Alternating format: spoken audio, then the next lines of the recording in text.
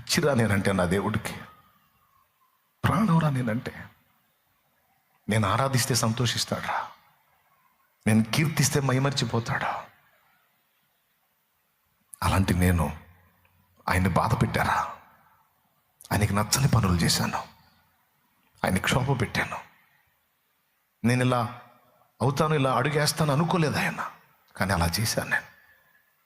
ఇప్పుడు నన్ను ప్రేమించిన వాడే నా మీద కోపడుతున్నాడు రా, నన్ను కొట్టాడు, న్యాయమే. కొట్టిన వాడే దగ్గరకు తీసుకుంటాడు, ఆగండ్రా. కొట్టిన వాడే మళ్ళా నన్ను చేరదీస్తాడు, కొంచెం ఆగండ్రా. పడనీయండ్రా, 4 మాటలు పడనీయండ్రా, కొన్ని బాధలు పడనీయండ్రా. నన్ను గర్వినైపోయాన్రా, అహంకారం అయిపోయాన్రా, నా మొదటి స్థితిని మర్చిపోయాన్రా. మళ్ళా తెచ్చాడ్రా నన్ను కొండలకి, మళ్ళా తెచ్చాడ్రా నాకు అవమానకరమైన గతకాలపు అనుభవాలకు మళ్ళా తెచ్చి నా గతాన్ని గుర్తు చేస్తున్నాడ్రా. ఇది చేస్తున్నాడంటే అర్థం ఏంటో తెలుసా? మళ్ళా నన్ను సింహాసనం ఎక్కించబోతున్నాడు. నేను ఉన్నదన్నట్టు నా దేవుని ముందు ఒప్పుకుంటున్నాను రా. నా దేవుడు ఎప్పుడు న్యాయవంతుడే, నేనే తేడా.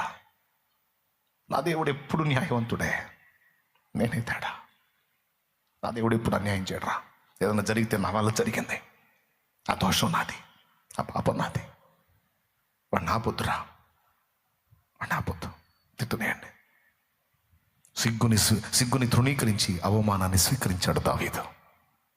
ఈరోజు నువ్వు దేన్ని బట్టి కూడా, అది ఆత్మీయంగానైనా భౌతికంగానైనా సిగ్గు ఫీల్ అవ్వద్దు. ఆయన్ని తెలుసుకో, ఆయన ఎరుగు. నిన్ను నువ్వు ఎరుగు. నువ్వు ఎలా ఉన్నావో చూసుకో, ఎప్పటికప్పుడు పరిశీలించుకో, ఎప్పటికప్పుడు నిన్ను నువ్వే వెతుక్కో. మనకు అలవాటు ఏంటో తెలుసా? ఇతరుల మీద నేరారోపణ చేస్తాం. వాళ్ళు వీళ్ళు తేడా, వాళ్ళు అలా వీళ్ళు ఇలా అని.